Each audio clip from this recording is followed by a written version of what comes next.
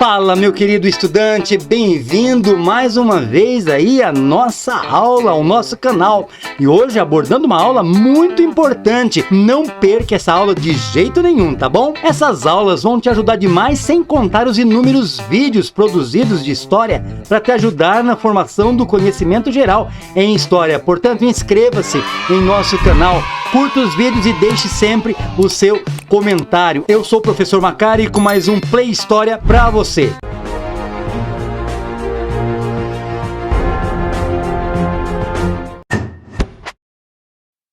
Primeira Guerra Mundial. O período aqui, 1914-1918. E vamos contextualizar. Belle Époque é o período que estava havendo ali na Europa, no final do século XIX, uma certa paz, certo? Todo mundo usufruindo das novas tecnologias que estavam surgindo, as novas invenções, as fábricas crescendo. Era um momento de muita prosperidade no mundo ocidental, principalmente na Europa. Mas algumas coisas estavam guardadas. Por exemplo, a Alemanha e a Itália estavam com um sentimento de revanchismo porque elas foram muito prejudicadas no período do neocolonialismo. Você se lembra disso? As grandes potências mundiais, industriais, para conseguir mão de obra barata, matéria-prima e principalmente consumidores, elas vão neocolonizar, criar um novo tipo de colonialismo e domínio sobre as nações que pertencem aos continentes africano, asiático e da Oceania. E nesse momento dessa partilha, onde eles estão ali colonizando aqueles territórios, dominando aqueles territórios, que é um assunto muito importante de ser estudado para o paz, você vai ver que a Itália e a Alemanha é meio que deixada de lado, menosprezada pelas grandes potências. Por isso esse clima ruim. Eu diria para você, olhe isso com olhos de que pode ser uma das principais ou a principal causa da Primeira Guerra Mundial. A França também ela está chateada, vamos dizer assim, com a Alemanha, porque na Guerra Franco-Prussiana, para fazer a unificação germânica, o que aconteceu? Ela perdeu a guerra e teve que entregar territórios importantes de Alsácia e Lorena para a Alemanha. Então a Alemanha e França estão com uma certa limosidade. Há também disputas nos territórios dos Balcãs. Entre quem? Nós temos a Rússia de um lado e o Império Austro-Húngaro. E também temos ali a construção de uma linha férrea que liga Berlim a Bagdá, o que de certa forma é visto pelas demais potências, principalmente pela Inglaterra, como um possível fortalecimento da Alemanha nas questões comerciais e industriais. E diga-se de passagem, a Alemanha, mesmo tendo sido prejudicada, já era a segunda potência industrial, perdendo apenas para a Inglaterra. Tem uma situação aí. A paz armada, lembram disso? Na paz armada você tem aquele sentimento de paz, tranquilidade, mas na verdade está havendo uma corrida armamentista. Esta corrida armamentista vai fazer com que ninguém ataque ninguém, porque ninguém sabe a arma que o outro tem, certo? Então tem uma certa paz, mas muito vulnerável, até por conta dessas causas da guerra. Há formações de alianças, se forma a Tríplice Entente, a Inglaterra, a França e a Rússia. E elas estão aliadas em termos econômicos, militares e tudo mais. Só que também tem o outro lado, a formação da Tríplice Aliança pela Alemanha, Itália e Império Austro-Húngaro. Se uma mexe com a outra, a guerra explode, e é o que aconteceu. Uma causa imediata da guerra, aquilo que a gente chama de estopim da guerra, a morte do arquiduque Francisco Ferdinando, assassinado por grupos terroristas ali da Sérvia. A Áustria então está acusando e simplesmente a Rússia não vai gostar nada disso, e há uma declaração de guerra nesse momento. Eclode a Primeira Guerra Mundial. Começa ali com uma guerra de movimentos, onde você tem conflitos localizados, não podemos dizer ainda que é mundial,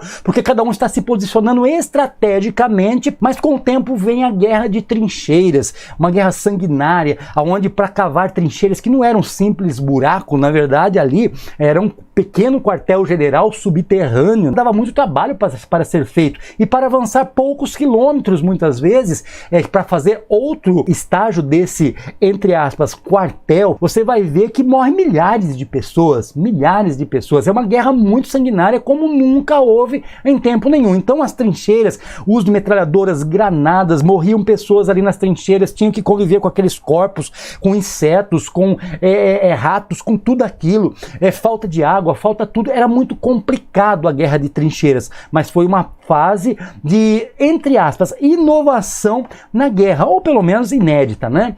Acontece um fato muito interessante que isso você não pode esquecer. O que está acontecendo lá na Rússia? Nicolau II está tendo seu governo tomado ali pelos comunistas, uma revolução comunista na Rússia, e uma das principais promessas dos revolucionários como Lenin, Stalin, Trotsky era o quê? Tirar a Rússia da guerra, e é o que ela faz. Quando eles chegam ao poder, os bolcheviques chegam ao poder, a primeira coisa que ela faz é tirar a Rússia da guerra. Agora pense, os Estados Unidos, o que está acontecendo nos Estados Unidos? Os Estados Unidos, neste momento da guerra, ela está trabalhando com a questão da logística, ela não está nos campos de batalha propriamente dito. Isso em que ano nós estamos falando? 1917.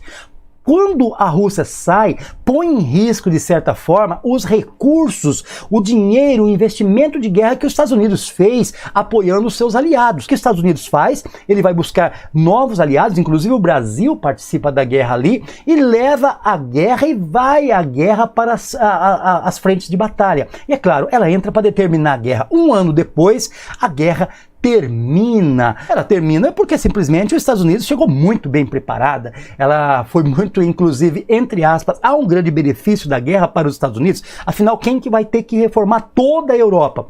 Estados Unidos vai financiar, não vai ter país europeu que não vai ser financiado, tudo. Então vai ser um momento muito de prosperidade financeira para os Estados Unidos. Quando a guerra termina, você vai ver que os Estados Unidos ele vai mudar o eixo de hegemonia mundial da Inglaterra, que até então ela era a hegemonia mundial, para as Américas, da Europa para as Américas, onde os Estados Unidos vai ser a grande potência mundial até os nossos dias. E ela consolida isso na Segunda Guerra Mundial também, que nós falaremos mais adiante. Agora, olha um detalhe, depois que isso acontece, são feitos os tratados, os acordos de paz, o presidente Woodrow Wilson, ele vai fazer uma proposta, olha gente, vamos fazer uma guerra sem vencedores, o mais importante agora é nós não deixarmos marcas, mas não, França não quis saber, Inglaterra não quis saber, vamos sim punir a Alemanha por causa disso e os demais que se envolveram ali. Ela vai ter que pagar os prejuízos dos países da guerra, ela vai ter que se limitar militarmente, ela vai ter que ter o exército controlado, sem contar que foi tomado os territórios dela, tudo.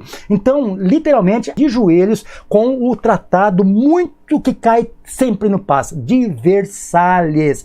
Tratado de Versalhes, 1919, pune severamente a Alemanha por conta da Primeira Guerra Mundial. Isso vai trazer uma consequência, porque certamente ela se tornou ali a causa principal da Segunda Guerra Mundial, que ocorrerá em 1939. Uma das consequências que eu quero destacar aqui, a Liga das Nações. Lembra da Liga das Nações? Na verdade, era uma espécie de projeto da ONU, mas como grandes potências, como por exemplo os Estados Unidos, tudo, não estavam diretamente envolvidas, ela não prosperou muito, ela não conseguiu exercer a influência que hoje nós vemos a ONU influenciando. Segunda Guerra Mundial, o período que nós podemos destacar aqui, sem dúvida nenhuma, 1939-1945, também está acontecendo alianças, só que agora a aliança ela muda um pouquinho de nome, cuidado para não confundir com a da Primeira Guerra Mundial. Você tem ali o eixo, que é formado por Alemanha, Itália e Japão. Olha, viu só? Alemanha e Itália de novo, só que agora nós estamos envolvendo ali o Império Japonês. Lembre-se que o Império Japonês está construindo ali esse império lá onde? No Pacífico. E por outro lado nós temos também os aliados. Quem? França, Inglaterra, União Soviética, não é só mais a Rússia, mas agora União Soviética e Estados Unidos. Os mesmos da Primeira Guerra Mundial. O grande contexto aqui, já falei agora há pouco, Tratado de Versalhes, 1919, Alemanha extremamente prejudicada. Isso vai favorecer o crescimento do partido nazista. E o Hitler, ao chegar ao partido nazista, faz a Alemanha sair literalmente do nada para ser uma grande potência mundial. E por que ninguém está fazendo nada? Existem muitas teorias para isso. Por exemplo, se a Alemanha não podia fazer exército, como que Hitler estava se fortalecendo? Inclusive participou da Guerra Civil Espanhola em 1936 e foi vitoriosa porque ela deu a vitória história ao fascista Francisco Franco. Mas por que os outros países não fizeram nada? Aí nós temos ali uma política chamada de apaziguamento. Inglaterra, França, os países europeus, eles não queriam mais a guerra porque havia acabado de se reconstruir tudo. Nos Estados Unidos não houve a Primeira Guerra Mundial lá destruindo tudo, mas na Europa já tinha passado pela destruição, eles não queriam isso. Então, numa reunião, o Hitler percebe claramente ali em Munique, nessa reunião, que havia um certo medo de ter um segundo conflito e se encoraja Hitler a fazer o segundo conflito. Ele queria sim dominar toda a Europa e quem sabe expandir o seu Império Alemão até o Terceiro Reich. Certamente ele queria isso. Lembramos aqui também do fascismo de Mussolini.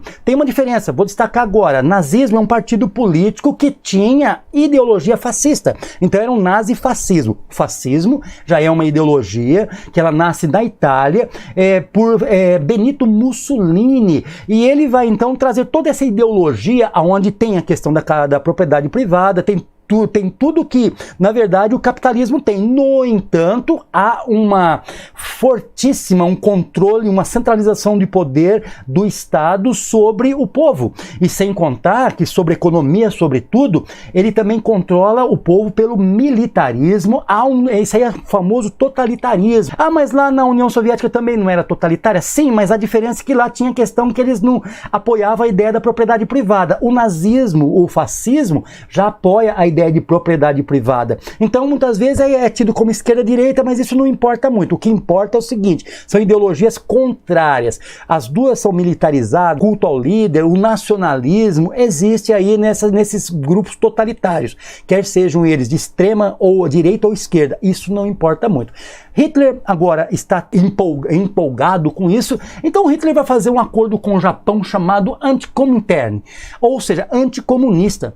É como se ele mostrasse para o mundo, é o seguinte, nós vamos lutar contra todos os focos comunistas do mundo. Hitler gostava de comunista? Não, odiava. Só que ele fez Inglaterra, fez Estados Unidos entender que o foco era o comunismo, não era o Ocidente. E ele vai agora ali com Stalin e faz um outro acordo com Stalin. Stalin, fica de boa, fica tranquilo, eu não vou invadir a União Soviética, não vou fazer isso, nós vamos fazer um tratado de não agressão. Eu vou invadir a Polônia, alguns dias depois você vai entrar na Polônia, também vai invadir, você vai anexar metade da Polônia para você, não quero saber de uma frente de batalha com você, o meu objetivo é o mundo liberal. O liberalista não sabia disso. Então, por que ninguém interviu? Uma das teorias é exatamente essa, porque na perspectiva do mundo liberalista, Hitler ia atacar a União Soviética, até por conta do pacto Antikomintern com o Japão. Mas na verdade não foi isso que aconteceu.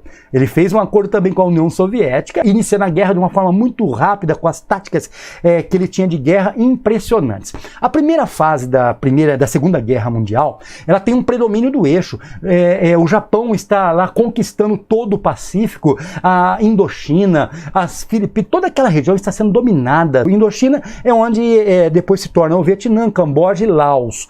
O Hitler consegue invadir tudo na Europa, inclusive a França, mas não consegue dominar a Inglaterra. Ele fica meio que desmoralizado. E a Inglaterra ainda ajuda alguns países do norte africano a resistirem a Mussolini, a Itália, que estava trabalhando ali, né, na frente de batalha com o norte africano. E eles vão dominando tudo, mas a Inglaterra não foi dominada. O que Hitler faz então? Ele simplesmente quebra o pacto de não agressão e ele invade nada mais nada menos do que a União Soviética. Mas vocês sabem, né, da tática da União Soviética.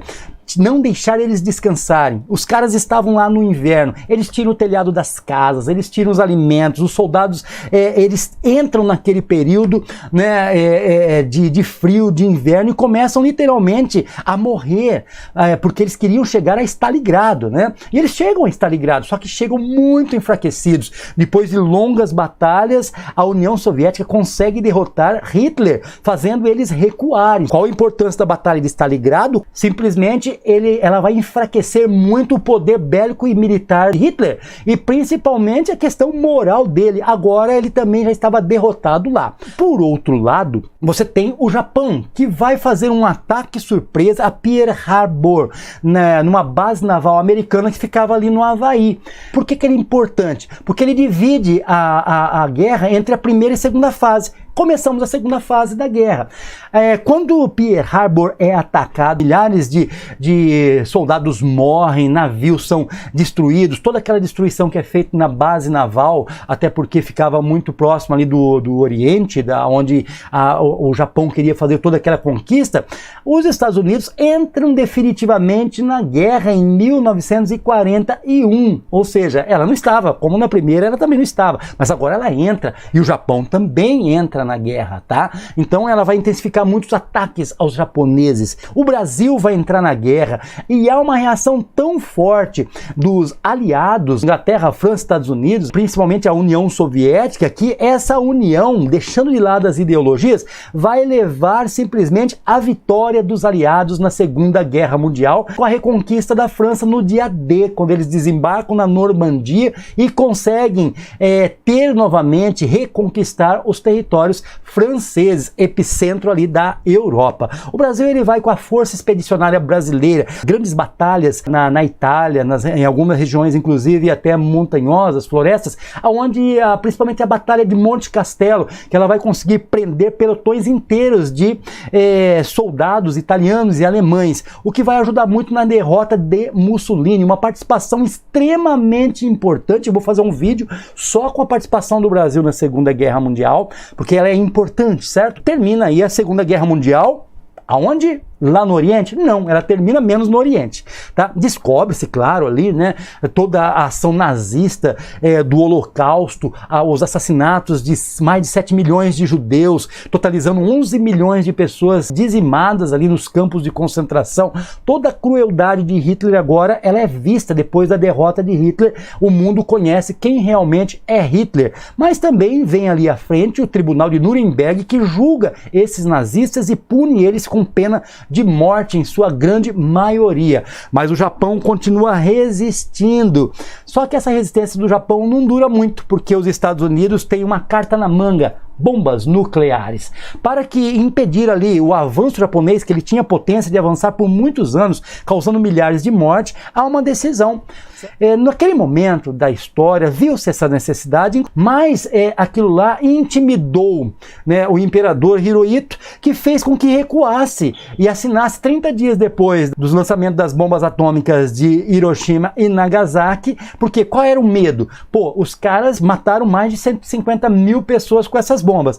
E se joga isso aí em Tóquio, um lugar superpopulacionada, recua-se, assina-se o acordo de paz, as conferências de paz do Cairo, todas aquelas conferências, né, de Potsdam, que tem as divisões. O Vietnã é dividido em duas partes. O norte vai ficar com os vencedores da guerra, o norte fica com a União Soviética, ideologia comunista, e o sul, a França e a Inglaterra. Isso acontece na mesma situação lá na Coreia, né? Lembra da Coreia? Norte comunista, sul ali capitalista. Acontece também na Alemanha. Inclusive a cidade de Berlim vai ser criado o Muro de Berlim, que vai separar a parte oriental do ocidental, os comunistas dos capitalistas, gerando o quê? A famosa Guerra Fria, que você deve estudar bastante sobre Guerra Fria. Cai muito no paz. Não perca essa oportunidade, hein, gente? 1945, ONU. Formação da ONU. Lembra das Ligas das Nações que nós falamos agora há pouco? Agora aqui nós temos a ONU, que hoje conta com quase 200 países envolvidos, e principalmente grandes potências, que acabam trabalhando em várias frentes, principalmente tentar evitar a todo custo qualquer conflito de guerras no mundo. Mas o que está acima da guerra é a paz. Às vezes é preciso guerrear para chegar à paz. E nós vemos isso constantemente. Também vai trabalhar na questão dos direitos humanos, em todos os sentidos, desde a questão da criança, da mulher, do idoso, da educação, tudo. A ONU se fortalece muito e praticamente hoje ela influencia demais nas questões mundiais. Beleza, gente? Segunda Guerra Mundial, um resumão bem rapidaço aí. Regime militar no Brasil. Regime militar, pesadão, né? 1964, 1985. Esse período, ele é muito importante e muito estudado. Existem alguns conceitos que nós temos que levar em consideração. É um regime ou é uma ditadura? Depende. Você é de ideologia de direita ou de esquerda? Se você for de direita, é óbvio, você vai falar, inclusive, que não é nem só um regime, é uma revolução. Evitou-se de se ter o comunismo do proletariado no Brasil, né, a ditadura do proletariado pelo comunismo, por causa das ações dos militares em 1964. Essa intervenção, então, foi uma revolução. Mas, se você for de esquerda, não. Aí é visto literalmente como uma ditadura. Mas foi ditadura ou não foi? Sim, foi uma ditadura, sim, e documentada com a Constituição de 1967, a famosa Constituição do Terror. Mas, de qualquer forma, foi um momento são vistos de perspectivas diferentes. Os dois lados acreditam ter a razão, né? Então vai depender muito da ideologia pela qual você tem a sua perspectiva, mas isso não é o foco do nosso estudo. Aqui nós vamos entender o seguinte: a ideia principal aqui da intervenção militar era a famosa segurança nacional. Isso era um discurso, isso era realidade. Ideias subversivas eram repreendidas. O que é uma ideia subversiva? Você trabalhar fora dos conceitos ideológicos pela qual o Brasil estava alinhado, principalmente com os Estados Unidos. Um país liberalista, um país capitalista, um país onde ele tinha totalmente as perspectivas iluministas nesse sentido. Você tem a famosa ameaça comunista. Será mesmo que os comunistas estavam querendo tomar o poder? Provavelmente sim. Existe um conceito também chamado linha dura e moderados. Como assim? Tanto na direita como na esquerda, tanto no meio dos militares, tinha ali a ala moderada, uma ala mais flexível, mas tinha também os linha duras. Você vai ver isso também no lado da esquerda. Você vai ver aqui pessoas moderadas, pessoas que querem lutar pela justiça social, pessoas que querem estabelecer ali uma democracia, mas também tem aquelas pessoas que querem a ditadura do proletariado, que pegaram em armas, que fizeram guerrilhas, que fizeram tudo aquilo. Por que fizeram guerrilhas? Por causa da ditadura militar? Ou a ditadura militar existiu por causa das guerrilhas? Mas aqui eu vou chamar a atenção para você para os atos institucionais. O que são atos institucionais? Decretos federais que muitas vezes extrapolam a própria Constituição em nome da segurança nacional, de manter a lei e a ordem do Brasil. Nós temos o AI-1, o ato institucional número 1, que é exatamente aquele ato institucional aonde o governo vacante ali, porque naquele momento ali você tem ali o Jango, ele não está mais no país, ele se exila no Uruguai e simplesmente vai ficar vacante. O Congresso Nacional então vai passar o poder do Brasil para uma junta militar. Essa junta militar, então, vai baixar o AI-1, que tira os direitos políticos dos que são suspeitos, subversivos, considerados assim pelo menos, e comunistas. Se for declarado, pior ainda. Eles perdem, é o fim da eleição direta. Com o tempo vem o AI-2, que vai dizer o seguinte: nada desse monte de partido político. Nós vamos ter aqui apenas 2 partidos. Arena, Aliança Nacional Renovadora, ou de renovação, e nós vamos ter ali o Movimento Democrático Brasileiro, o MDB, certo? Então o MDB vai ser oposição, tá? Mas o MDB é direita, é esquerda? Não, não tem esquerda nesse momento, os dois são direitas. Ele é uma direita opositória da direita. Aí 3, eleições indiretas para governadores. Vamos tirar os governadores agora, não vai ser mais eleito pela população do seu estado. Quem vai determinar isso agora serão os deputados federais. A Assembleia Legislativa de cada estado vai escolher vai apontar quem será o governador. E nós temos ali o famoso AI-4, aonde traz ali a documentação que vai hoje, de certa forma, dizer: foi uma ditadura. Sim, foi. Se houve censura, se houve limitações, restrições de liberdade de expressão, né? Então é caracterizado sim como ditadura, né? Tirou o habeas corpus lá no AI-5, mas olha só nesse detalhe aqui. Nós vamos ter uma nova Constituição que o apelido dela ganha simplesmente a Constituição do Terror. Vai pensando então. Era uma Constituição ditatorial, cheio de pormenores que cerceava as liberdades. Então, isso caracteriza sim, né, um ato ditatorial. O AI-5 então é o mais terrível. Ele vai trazer uma censura muito forte, principalmente nas artes, porque você sabe que o melhor jeito de se expressar sua liberdade de pensamento são por meio das artes, da música, por meio... Apesar que por mais que cerceie apreciaram, não parou, o show continuou, vamos dizer assim. Os artistas se expressaram, colocaram seus pensamentos por meio das músicas, com pensamentos dúbios, mas sabe que para quem sabe ler, um pingo é letra, não é assim? Então, e nós temos ali um controle da imprensa tremenda, a figura do censor, tudo que era posto ali para o público era passado primeiro por um censor, para ver se aquilo não estava falando mal do governo, para ver se aquilo lá não era prejudicial ao regime, né? Você tem ali também uma restrição às liberdades de expressão no sentido geral da coisa. Você não poderia fazer o que muitos fazem hoje, falar exatamente o que querem, né?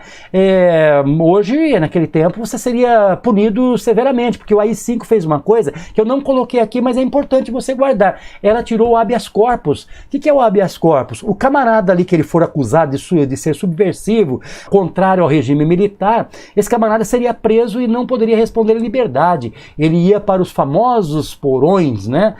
Chamados os porões da ditadura aí por muitos, e de todos os AIs, são mais de 20, esses 5 aqui são os principais, e você deve guardar bem cada um deles, o que realmente representou esses decretos federais. Vamos passar agora a pensar um pouquinho nos governos. Castelo Branco foi o primeiro, então, governo militar do Brasil, 1964, 67, um governo de transição de um período populista, democrático, para um período de cerceamento, né, vamos dizer assim, de intervenção militar, cerceando as liberdades. É ele que estabeleceu os AIs 1 a 3, 1, 2 e 3, foi na mão de Castelo Branco, né? Foi uma política econômica até interessante, né? Tudo parecia assim que seria uma grande mudança para o Brasil. Mas vamos seguir aí à frente. Depois nós temos ali o Costa e Silva, esse cara linha dura, velho. Esse cara já era bem diferente do Castelo Branco, 1967, né? Aqui tá erradinho, tá? 1967 a 69.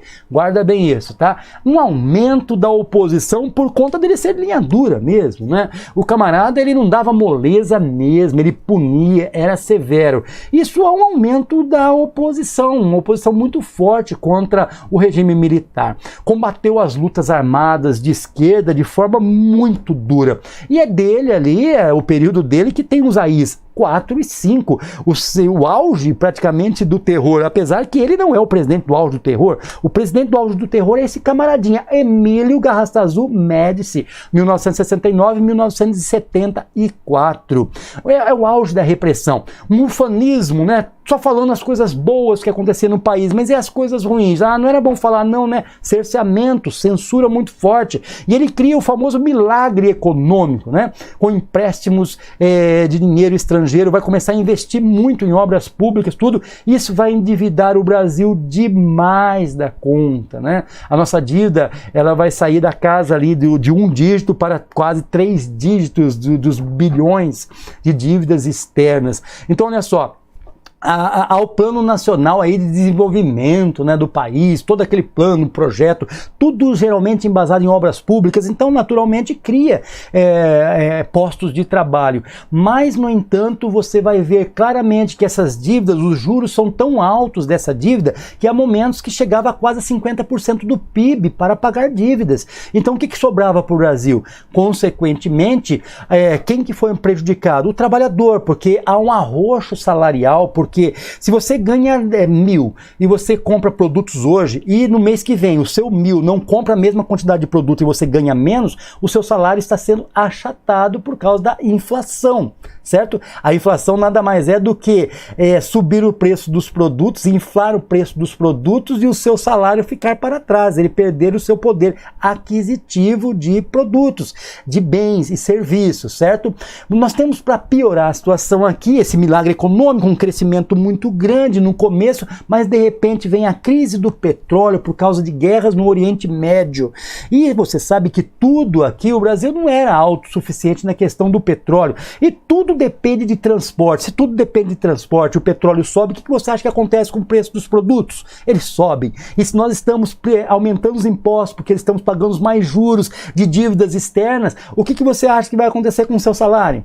Cada vez os produtos têm mais impostos, cada vez os produtos estão mais caros e o trabalhador, nesse momento aqui, sofre bastante com essa questão. Nós temos aí um crescimento enorme da inflação, há até a ideia ali de não se pagar mais essa dívida, entre 1 milhão de aspas, né? Dar um calote, uma moratória, vamos dizer assim. Então tudo isso prejudicou a credibilidade do Brasil, tá? Lembra também que nesse período de Garrastazu Médici, ainda era muito severo nas questões, nas restrições de liberdades no Brasil. Nós temos muitos conflitos da FUNAI com indígenas, de demarcação de terras. Era um problema sério, né? Que infelizmente até os dias de hoje parece que não se resolveu muito essa questão. Vamos para frente. Nós temos ali o general Ernesto Geisel. O Ernesto Geisel, ele tem algo interessante. Em 1974, 1979, ele começa revogando o AI-5. Então, de certa forma, ele cria a primeira possibilidade de abertura democrática para o Brasil, politicamente falando, né? Então, o Ernesto Geisel, então, ele está trabalhando num período muito difícil economicamente para o Brasil, por conta da crise que se instalou ali, né, no governo anterior, mas ele vai abrindo gradativamente ali as possibilidades políticas. Então, tinha momento ali de muita restrição e tinha momento de afrouxamento. Era assim o governo Ernesto Geisel. Mas em 1979, João Batista Figueiredo assume o poder e começamos a ter uma abertura à democratização do Brasil de uma forma um pouco mais clara, né? Lenta, segundo os militares, de uma forma mais segura. E como isso acontece? Com a anistia. Guarda essa palavrinha, anistia, guardou? Belezinha, tá ligado? Anistia é uma espécie de perdão. Vamos dizer assim, que os militares decidiu-se então que o governo brasileiro, que ainda era dos militares, João Batista Figueiredo, ia perdoar as pessoas que foram, que lutaram ali, foram opositoras ao regime militar, desde que ela não pegasse, não tivesse pego em armas, cometido assassinatos ou atos terroristas. Isso numa primeira fase. Mas, de repente, numa segunda fase lá na frente, abriu-se também para trazer essas pessoas que estavam exiladas do país por conta do regime para o Brasil. E acabou-se então expandindo tudo, a anistia para todos os que eram contrários ao regime militar. Isso foi bom ou foi ruim? Olha, foi parcialmente bom, parcialmente ruim, porque isso se estendeu de certa forma, há uma discussão até hoje, se estendeu também aos militares, porque ninguém mais podia questionar essa questão de tortura, não houve uma punição, assim, realmente uma investigação profunda da questão das torturas. Então, na visão de muitos, principalmente da esquerda, isso acabou beneficiando torturadores. O importante é entender que a partir daí nós temos ainda a eleição indireta, foi o último presidente que fez a eleição indireta, vai Tancredo Neves, vocês se lembram de toda aquela história, José Sarney, Tancredo Neves, Paulo Maluf vão disputar o poder, mas Tancredo Neves morre, certo? E com a morte de Tancredo Neves assume José Sarney e nós temos aquela sequência de governos da redemocratização, que isso já pertence a uma outra aula muito importante para se estudar. Getúlio Vargas era Vargas, 2 governos, um de 15 anos ininterruptos, e depois uma pausinha de 4 anos ali, e ele volta com outro modelo. 1951 o cara é democrático agora, mas vamos falar agora da era Vargas, os primeiros 15 anos, tá? Apesar que o governo dele foi de 1930 a 1945, Revolução de 1930. Por que Revolução de 1930? Mais uma vez, revolução para uns, golpe para outros. Nós tínhamos ali a política do café com leite, aonde havia uma alternativa na escolha dos cargos federais, governos federais, entre as oligarquias, os pequenos grupos poderosos de São Paulo e as oligarquias mineiras. De repente, nós temos o presidente, o Washington Luiz, que resolve quebrar a parada. Naquele momento, quem tinha que fazer então essas opções seria Minas Gerais, mas o Washington Luiz, paulista, estava saindo do poder e ele aponta quem? Ele vai apontar um outro governo paulista, Júlio Prestes, nas eleições, cara. Isso vai dar uma zica danada. Por quê? Vai dar porque já o Brasil era cheio de oligarquias, por todos os estados tinham oligarquias, mas essa alternância acontecia ali na política do café com leite, os maiores produtores de café de São Paulo, os maiores produtores de leite lá de Minas Gerais. De repente agora, você vai ver ali que essa quebra vai gerar uma disputa eleitoral. A Minas Gerais não gostou muito dessa ideia, não, de São Paulo, o que é isso? Pô, os caras optaram aí na questão do poder e agora quer de novo? Não, quebraram a política do café com leite. seguinte: neste sentido vai se formar então uma oposição chamada Aliança Liberal, que vai envolver agora outras oligarquias não só de Minas Gerais, mas também uma delas importantes, a oligarquia do Rio Grande do Sul. E adivinha quem vem no pacote? Ele mesmo, Getúlio Vargas, o grande Getúlio Vargas, né? Olha só, o Getúlio Vargas, ele vai disputar as eleições para a presidência da República e vai disputar com Júlio Prestes, o candidato apontado, e vou fazer só uma ressalva aqui. Não ligue Júlio Prestes com Luiz Carlos Prestes, tá? Luiz Carlos Prestes, comunista, intentona comunista. Júlio Prestes, não, ele era um paulista, nada a ver com comunismo. Então, olha só, Júlio Prestes ganha as eleições. O problema é que as eleições era muito esquisita. Uns diziam que era fraude de um lado, era fake news do outro, e sabe como funciona certas eleições. Essa Aliança Liberal, ela perde as eleições, mas não se deu por vencida, não. Ela chegou lá com um acordo de forças militares, simplesmente não deixou Júlio Prestes tomar posse. Ele impediu literalmente e tomou o poder do governo federal de Júlio Prestes, eleito pelas eleições, né? Eleições supostamente democráticas, vamos dizer assim. E Vargas toma o poder, simplesmente isso. Olha só essa parada. Há um governo provisório. O governo de Vargas ele é dividido em 3 partes, basicamente. Um período provisório, um período democrático e um período ditatorial, desta primeira etapa de 15 anos. Ele tira todos os governadores dos estados. Ele fala assim, olha, é o seguinte, cara, nada de governador no estado do Paraná. Eu vou colocar alguém que eu vou apontar, que são chamados interventores. Isso é uma ditadura. Entendeu?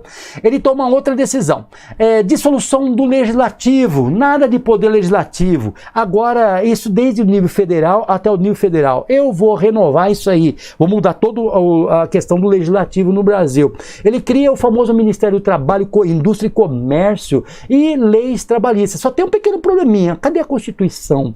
Eles estão com a Constituição de 1891 ainda, uma Constituição do início da República, né? Então eles precisavam de uma Constituição, e vai ser o gancho que o Estado de São Paulo vai ter para combater o governo Vargas, tentar derrubá-lo. Eles vão fazer a revolta ou revolução constitucionalista de 1932, onde São Paulo vai lutar contra o governo federal, exigindo, na verdade ele quer derrubar o governo de Vargas, né? Até por conta que estava meio magoado da questão ali do golpe que Vargas deu para chegar no poder. São Paulo, então, ele vai lutar, muitos morrerão, vai ser uma guerra civil literal no Brasil. E olha um detalhe importante disso aí, tá? Nesta guerra civil, São Paulo é derrotada. Ela não consegue o que ela quer, ela não consegue a Constituição, não consegue nada. Vargas vai acabar com essa situação. Mas por que é chamado então de Revolução Constitucionalista se eles perderam a guerra? Perderam, mas tem um detalhe, a Constituição que eles tanto queriam vai acontecer, só que ela vai acontecer em 1934, já viu aquela história assim? Bom, eu posso fazer hoje, mas vamos esperar aí lá na frente para mostrar quem que está no poder. Esse é o grande Vargas, né, gente?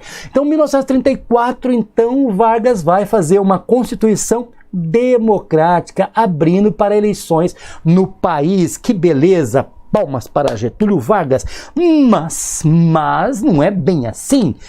Você tem ali nessa Constituição ainda, o voto deixa de ser aberto para ser secreto e ele vai ser direto, ou seja, o povo vai escolher quem vai estar no poder. Vai ter um sufrágio feminino, as mulheres agora estão, desde 1932 elas já estavam votando, mas agora está na Constituição que elas votam. Elas ganham o direito de votar agora, constitucionalmente falando. O ensino primário de 1ª a 4ª série vai ser obrigatório no país e as leis trabalhistas que foram impostas ou colocadas ali no período provisório serão então constitucionalizadas, o que foi bom para o trabalhador. Temos que ver que foi um avanço democrático realmente essa Constituição comparada às duas anteriores, a de Dom Pedro I em 1924 e 1891 ali de Marechal Deodoro, né? No começo da República.